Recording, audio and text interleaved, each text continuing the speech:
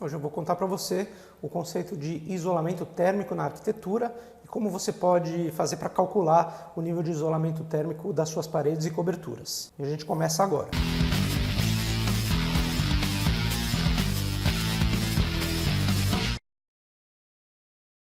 Olá, eu sou Marcelo Nuda, fundador da CA2. Se você concorda que conhecimentos em conforto ambiental e sustentabilidade são requisitos básicos para qualquer arquiteto e engenheiro da atualidade, não deixa de se inscrever no canal e ativar as notificações, porque toda semana tem um vídeo novo aqui. Todo material tem um nível de isolamento térmico. Quando a gente fala então em isolamento térmico, a gente não está falando de materiais voltados especificamente para o isolamento térmico, como o EPS, que é o isopor, ou lã de rocha, lã de vidro. Todo material vai ter um nível de isolamento térmico, ou seja, vai ter uma determinada capacidade de resistir à transferência de calor do lado mais quente para o lado mais frio de um elemento construtivo. O isolamento térmico serve para evitar ganhos e perdas de calor excessivo entre o ambiente interno e o ambiente externo, através da envoltória. Estamos falando então de paredes e cobertura.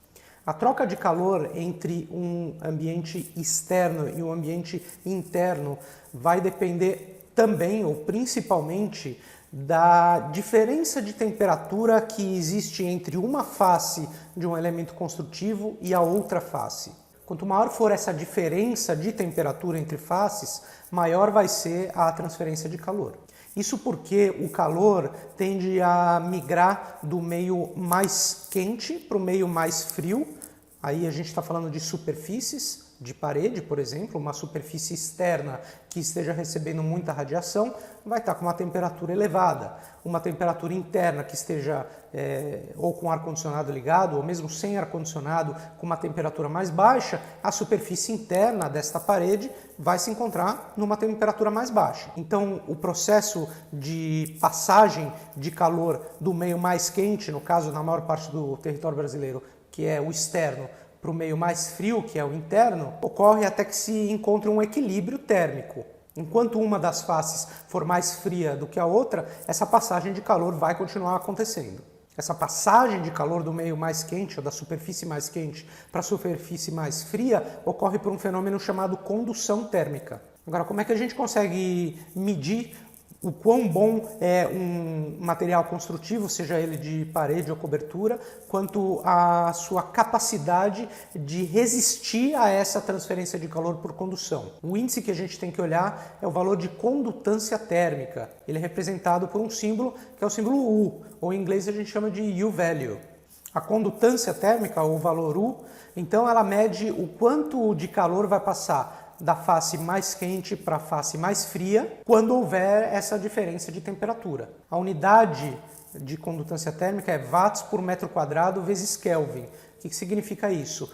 Quanto de calor ou de energia calorífica, medida em watts, vai passar por 1 metro quadrado de parede ou cobertura para cada Kelvin de diferencial de temperatura entre uma face e outra. Isso é geralmente medido em laboratório e os fabricantes já nos entregam para os projetistas o valor U dos seus componentes construtivos. Então, basicamente, o valor U representa o quão bom isolante um material ou componente construtivo é para barrar essa passagem de calor.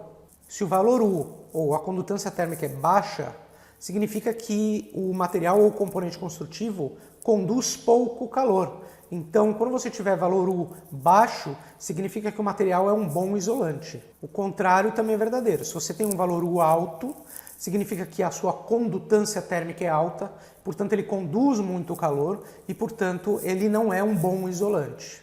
Para entender o conceito de isolamento térmico, a gente também tem que entender o inverso da condutância, que é a resistência térmica. Como eu falei, ele é o inverso. Então, um material com alta condutância, alto valor U, ele vai ter uma resistência baixa.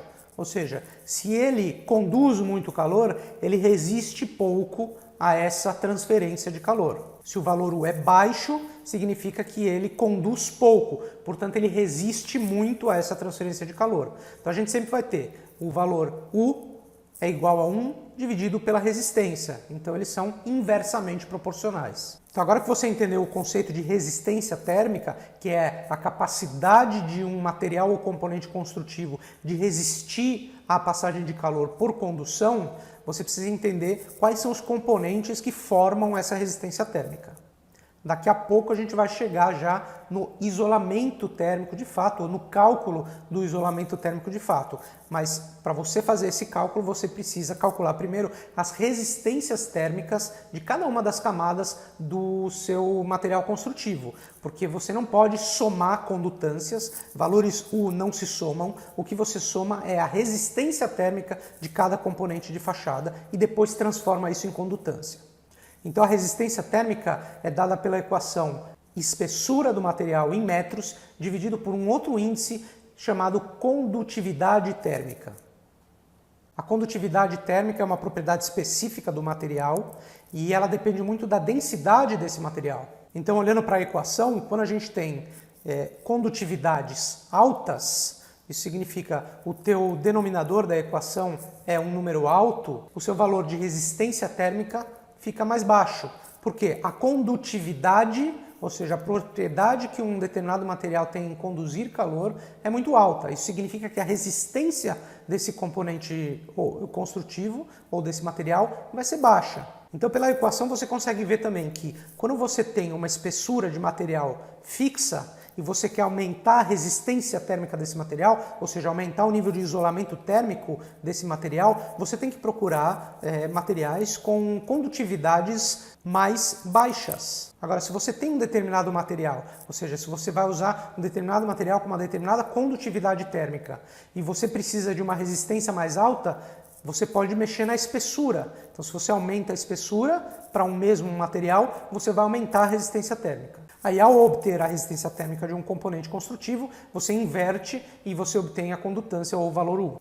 Para que vocês tenham noção de algumas ordens de grandeza, eu trouxe aqui 3 sistemas construtivos tradicionais no Brasil. Então, o bloco de alvenaria cerâmica, o bloco de concreto e o concreto maciço. Sistema de bloco de alvenaria cerâmica de 14 centímetros, com argamassa de revestimento de um lado e com gesso do outro lado. Nós temos um valor U de 1,74. Tá? Se a gente passar para o bloco de concreto, com os mesmos acabamentos, o nosso valor U vai para 2,86. O concreto maciço, aqui a gente pegou um exemplo com 12 centímetros e sem revestimento, ele tem um valor U de 4,19. Mesmo se você aumentasse a espessura desse concreto, você não ia conseguir chegar no nível que você consegue com as alvenarias.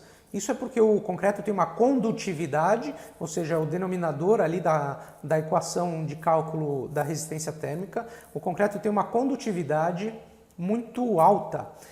E quanto maior a densidade desse concreto, mais alta é essa condutividade. Se você aumenta a condutividade, você reduz a resistência térmica e, portanto, você aumenta a condutância térmica.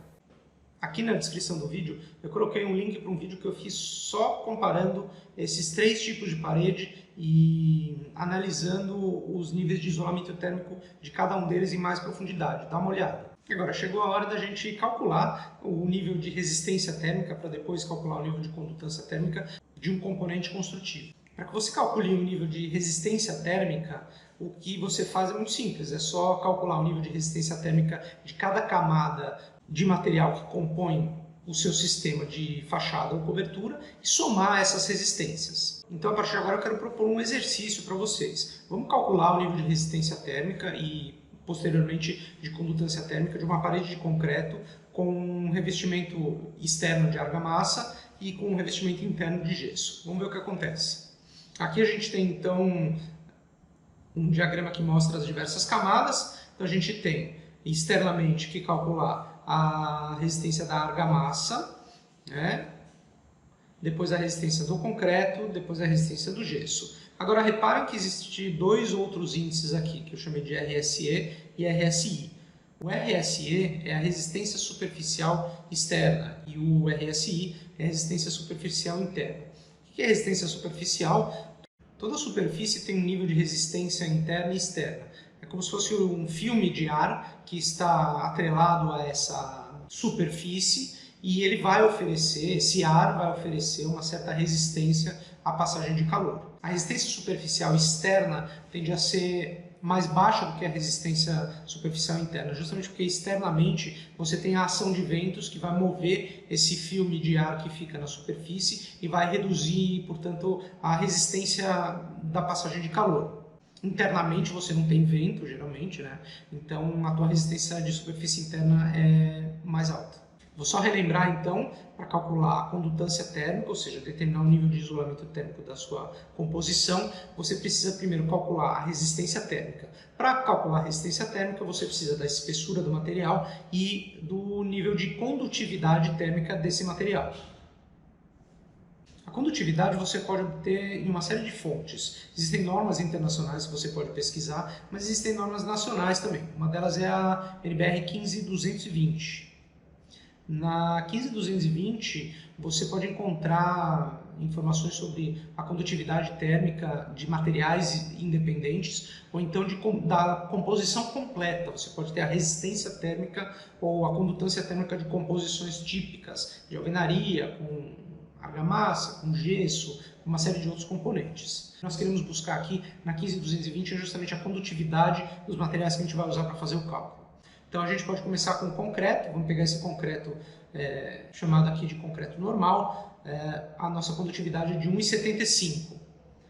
A argamassa comum, a condutividade é 1,15 e o gesso, deixa eu pegar aqui uma placa de gesso acartonado, a condutividade é de 0,35. Então você repara logo de cara que a condutividade do gesso é muito menor do que a do concreto. Isso quer dizer que, se você lembrar da fórmula do valor R, né, resistência é igual a espessura dividido por condutividade. Se a condutividade é mais baixa do gesso, e é bastante mais baixa do que do concreto, você precisa de menos espessura para conseguir uma resistência térmica alta. Então o gesso vai ajudar muito nessa composição a barrar esse calor por condução. Então vamos ao cálculo. A resistência da argamassa é igual a 0,02, estamos falando de 2 centímetros de argamassa, né? A gente sempre trabalha em metros nessa fórmula, dividido pela condutividade da argamassa, que é 1,15. Aí a gente tem a resistência do concreto igual a 14 centímetros, vamos usar 14 centímetros aqui, dividido pela condutividade, que é 1,75, então bem mais alta. E a resistência do gesso, vamos usar 2,5 cm de gesso, com uma condutividade de 0,35, a gente obtém a resistência do gesso total. Veja que só usando 2,5 cm de gesso, você tem uma resistência do total desse gesso de 0,07. Você precisa de 14 centímetros de concreto para chegar numa resistência de 0,08, é muito próximo. Então, quer dizer, mais meio centímetro de gesso você já atinge a resistência de 14 centímetros de concreto. Isso é porque, novamente, a condutividade do concreto é muito alta, isso faz com que você precise de muita espessura para que a resistência dele seja alta. Agora vamos falar da resistência superficial, interna e externa.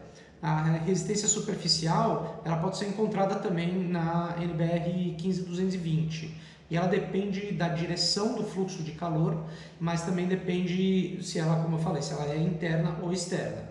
Então, se a gente olhar essa tabela que fica na norma 15220, nós temos para a resistência superficial interna um fluxo de calor horizontal. No caso, a gente está calculando uma parede, então o fluxo de calor é na horizontal. Se você estivesse fazendo uma cobertura, ia ser descendente, caso de ganho de calor, e ascendente, no caso de perda de calor no inverno. Para uma parede, fluxo horizontal, para resistência interna, então a gente tem 0,13. Esse valor a gente vai somar as outras resistências que a gente já calculou. Na resistência externa de superfície a gente tem 0,04. Você veja que a resistência externa, por estar exposta a ventos, ela é muito menor do que a resistência interna de superfície. Então a gente tem aqui as resistências que a gente já calculou, vamos somar com as resistências externas e internas e a gente obtém uma resistência total dessa composição de parede. Lembra de acessar o vídeo do concreto depois, vou deixar aqui na descrição desse vídeo um link para o vídeo que eu falo só sobre paredes de concreto e como melhorar o nível de resistência térmica dessas paredes. Agora, com base no nosso valor total de resistência, a gente vai ser capaz de calcular o valor de condutância do nosso componente construtivo. Então, U é igual a 1 sobre R. R a gente calculou como sendo 0,34, então a gente tem 2,9 watts por metro quadrado Kelvin de condutância térmica. Para que você tenha uma ideia do efeito de isolamento térmico que as camadas de argamassa de concreto e de gesso tiveram, eu trouxe aqui um exemplo de uma parede de concreto sem revestimento, uma parede com a mesma espessura de 14 centímetros, sem nenhum revestimento, teria um valor U de 4 watts por metro quadrado Kelvin. Isso é 27% a mais do que os 2,9 que a gente calculou. Então, só o gesso já te dá um nível de isolamento térmico muito superior para esse componente construtivo. Outra fonte muito boa que vocês podem usar como referência para valores de condutância térmica de componentes típicos, de alvenaria, parede de bloco, diversas coberturas com diversos acabamentos, no catálogo de materiais do Procel. Vou deixar também um link na descrição desse vídeo, vale a pena conferir porque é uma biblioteca muito valiosa com valores típicos de condutância térmica. Também vou deixar o link para NBR 15220 para você consultar, tem uma série de outros materiais e aí na 15220 ele te dá valores de composições típicas, de vedações ou coberturas com os respectivos acabamentos, mas também te dá valores individuais de térmica para você fazer seu cálculo. Vamos agora calcular o valor de condutância térmica de uma parede de alvenaria de bloco cerâmico. O princípio é o mesmo, a gente tem que somar as resistências térmicas de cada uma das camadas. A gente tem então a resistência da argamassa, depois a resistência do bloco cerâmico, depois a do gesso e as suas respectivas resistências superficiais interna e externa. A gente já calculou da argamassa e do gesso, vamos usar exatamente os mesmos valores. Agora da alvenaria, você repare que não é tão simples quanto uma parede de concreto maciço. A parede de concreto maciço é mais ou menos uniforme, né? Então todos os seus componentes estão ali, um em contato com o outro. No caso de uma alvenaria vazada de bloco cerâmico, o que você tem é uma série de transferências de calor que variam entre si. Então você tem a transferência que vai passar pelos furos do bloco vazado, você tem a transferência que vai passar pela cerâmica, você tem a transferência de calor que vai passar pela argamassa de assentamento. Então é toda uma dinâmica térmica acontecendo ali que é heterogênea, então é um pouco mais complicado de se calcular. É possível calcular, existem normas para isso, a própria 15220 tem um método para calcular com base na espessura da cerâmica, com base no tamanho dos furos, na quantidade de furos, mas de fato não é necessário você aprender a calcular isso, porque você tem fontes que já fizeram isso, que já calcularam e que te apresentam. E esse valor, ele te dá o valor U, né? Ele te dá 2,37 de valor U, você inverte, você só pode somar resistências e o valor R é, portanto, 0,42. Então a gente vai somar esse valor às outras camadas e vamos obter um valor de resistência térmica de 0,67, um valor de condutância térmica 1,49. Comparando as duas paredes, a gente tem um valor U, portanto, do conjunto de alvenaria cerâmica de 1,74 e o do concreto de 2,90. Isso é 40% de diferença. Então, se você buscar isolamento térmico, e tem algumas condições as quais você deve buscar, não é em todo o caso, é importante ressaltar isso, mas se você buscar isolamento térmico por razões técnicas que o seu projeto precisa, seja para reduzir os ganhos de calor no verão, seja para reduzir as perdas de calor no inverno, você percebe que o nível de isolamento térmico de uma parede de bloco cerâmico vazado é 40% mais resistente a essa transferência de calor do que uma parede de concreto com as mesmas espessuras e com os mesmos acabamentos. Agora, se eu quiser aumentar ainda mais o meu nível de isolamento térmico, A primeira coisa que eu digo é, você tem que tomar cuidado com isso, porque você pode acabar fazendo com que todo o calor que entre pelas janelas e todo o calor gerado internamente de pessoas, luminárias, equipamentos, acabe ficando preso nesse espaço. Então, se você for proporcionar nível de isolamento térmico, isso tem que ser com base em um estudo um pouquinho mais aprofundado, geralmente é feito isso através de simulações computacionais, que vai dizer qual o nível ideal de isolamento térmico para o seu projeto com base nas suas condições climáticas. Então, a gente tem que tomar cuidado para não exagerar no nível de isolamento térmico, e quando a gente proporcionar isolamento térmico, estamos falando aqui exagerar em termos de Brasil, né? Porque a gente não tem um frio muito intenso no inverno, então o nível de isolamento térmico para proteção contra a perda de calor, ele não precisa ser tão alto. Agora, se você está usando isolamento térmico, é importante que você seja capaz de prever ventilação natural eficaz. E isso seja em residenciais e em comerciais, né? Edifícios comerciais, inclusive corporativos.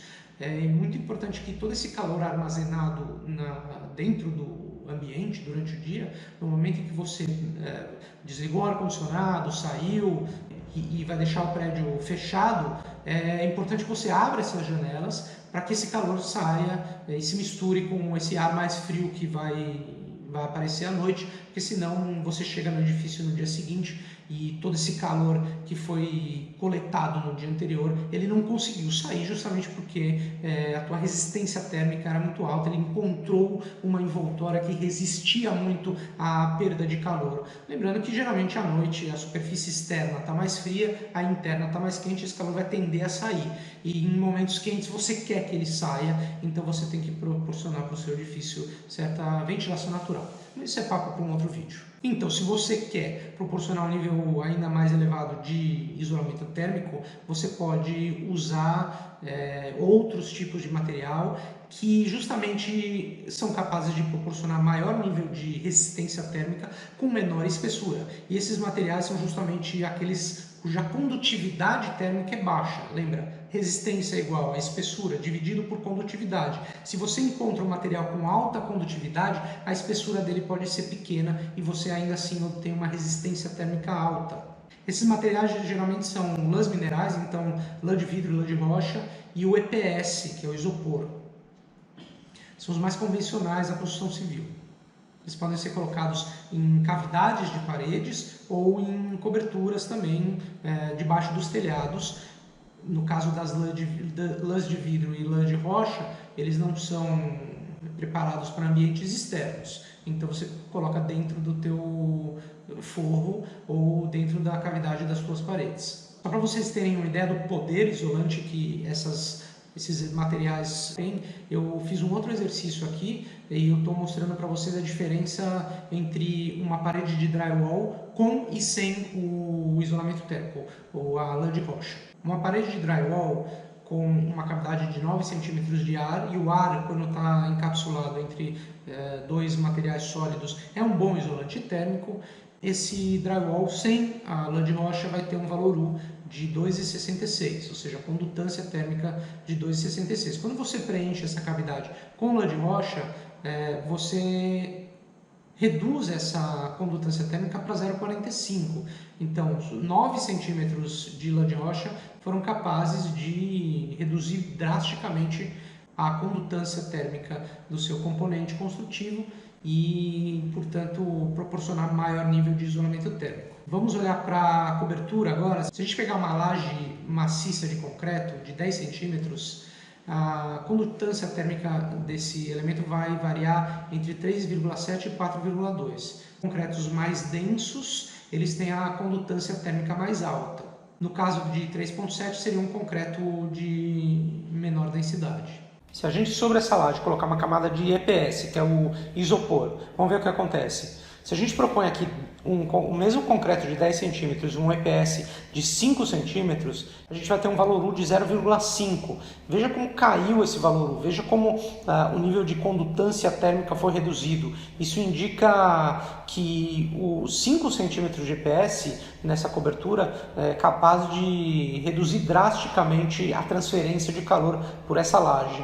Eu reforço o meu conselho de que a gente tem que tomar cuidado quando especifica isolamento térmico. O isolamento térmico ele não é uma garantia de que o seu edifício vai funcionar bem termicamente. Ele é apenas uma das estratégias que pode e em muitos casos deve ser usada para melhorar o conforto térmico, mas a gente tem que observar questões também relativas ao sombreamento, né? Não adianta nada a gente proporcionar isolamento térmico achando que vai reduzir os ganhos de calor se a gente tem grandes panos de vidro desprotegidos, e justamente pelo pano de vidro que vem a maior quantidade de radiação e a maior quantidade de calor produzida dentro desse espaço. Então, brises, beirais, proteções externas diversas, veneziana de enrolar, por exemplo, para residenciais, são artifícios que a gente deve usar na chamada arquitetura bioclimática. A ventilação natural também é muito importante. Não adianta você proporcionar isolamento térmico em excesso,